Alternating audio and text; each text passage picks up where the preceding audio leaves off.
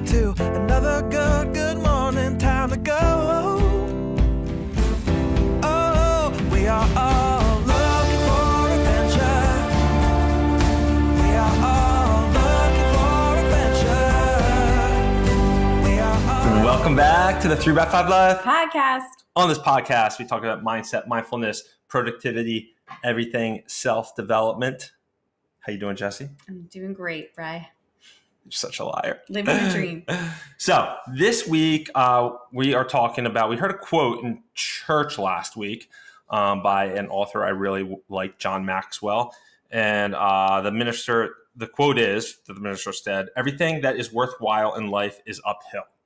And I don't know, we both looked at each other in church and we're like, oh man, I really like that. Mm-hmm. So more simply put, everything worthwhile is uphill. So everything that has value, everything that, requires work or is purposeful is uphill. And we have to put in the effort, just like in anything in life. If we want to have a good marriage, a good partnership, we want to succeed in our career, we want to play a musical instrument, we want to achieve that goal, we have to realize that we have to put that one foot in front of the other to achieve that. It reminds me of that quote, like nothing that is good in life comes easy and very little that comes easy is good. Yes. It's like that reminder of the struggle and like the beauty in the struggle and that uphill battle to get to that, summit. Yes. Yeah. I couldn't think of the word. Top of the hill. Yeah. Thinking of the summit. I think about even in hiking, we work so hard to get to the top. And why do we work so hard to get to the top? Because the beauty of that summit is worth all of the effort that you put in to get there. Right. Exactly. And I recently was talking to a friend and he was telling me about this guy in his early mid-20s, recently married. He has a father and a stepfather, and his father bought them a $500,000 house and he's making them pay like 20% of the mortgage.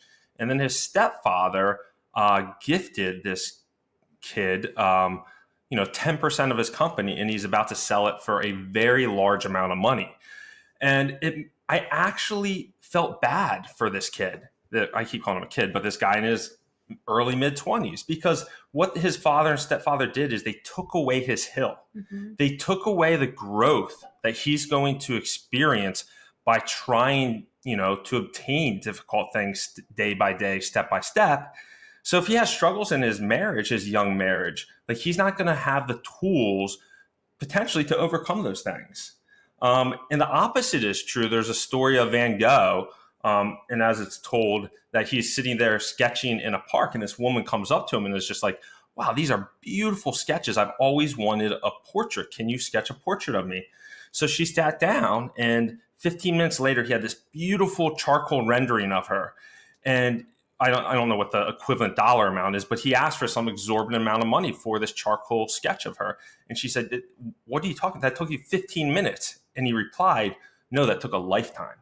He understood that he didn't wake up one day, roll out of bed, and become successful and be able to paint and sketch like he could. Every day was his step up his mountain, up his hill. Mm-hmm. And I think this goes to say, this brings up two things for me. The first is, why do you think, or, I feel like too many people just stand at that bottom of the hill and they just look up at it, and the reasons behind why don't we climb the hill? Are we scared that we're going to fail? Are we scared that it's going to be hard? Do we believe that we can't get to the top and are embarrassed by the fact that we can't actually get there to achieve what we want to achieve? And maybe that brings in some shame feelings, or is it our negative self-talk? Or is it that maybe we haven't been exposed, like you just said, to many hills? And then the other lens I was thinking about is from a parent.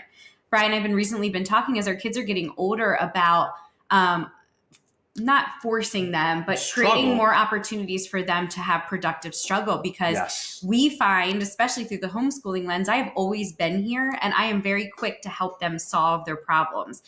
Just today, they wanted to bring up a play kitchen from when they were kids from the shed outside, and it was cold and windy and it was heavy and it had dishes in it.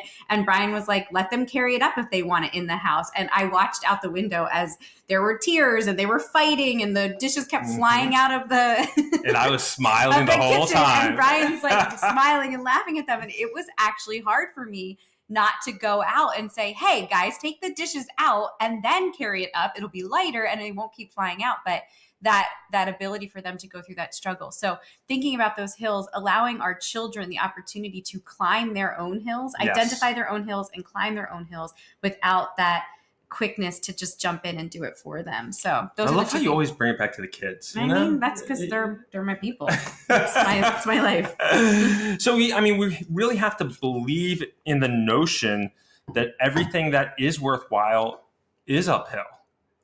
And once we believe that, then it's almost your obligation to put one foot in front of the other to achieve it and get to that first top. And what that's going to do is it's going to, like the kids carrying the playset up the hill, like they gained a little confidence, a little competence, so that the next hill that they climb, they're going to have a little more self-belief and self-love to climb that hill. Mm-hmm. And the belief that they can climb a bigger one. It's like yes. the train track analogy that you use all the time in your brain. Like when you achieve your train track and you lay your train track down, the more you do something, the more the train track is going to be laid. So those small, tiny hills, which seem small, will compound and build to a bigger success over time. That compounding of success, I think. Yeah. Sorry, I didn't mean hijack your thoughts. No, I was just going to say, and then we also witness like successful people that we respect, and they look like they have it made, and it's just like, why wouldn't they coast? Well, because you usually see them and respect them when they're at the top of the hill. That's true. But yes, they're at the top of the hill, but at that point they have financially, they're set. So why do they continue to go to I gave away. Why do they continue to climb the next hill? It's because they've realized the secret sauce of growing and stretching and how that fulfills them as a person. And as one of the very popular books from last year, probably top 10 book, was Arnold Schwarzenegger's book of Be Useful. They understand that being useful gives you meaning and purpose in life. Mm-hmm. So they want to continue to climb that next hill. And not just coast. So it's almost like the hills never end in a purposeful life. And knowing that and realizing that is just going to make you more mindful and enjoy that journey and enjoy that struggle up whatever hill you're currently climbing. And thinking about what are those hills before you that maybe you've been resistant to climb or hesitant to climb, or just put one foot in front of the other and start that climb. And climb that hill. All right. That was the episode this week. We hope you guys enjoyed. Until next time. Take care. See ya. Bye. We are all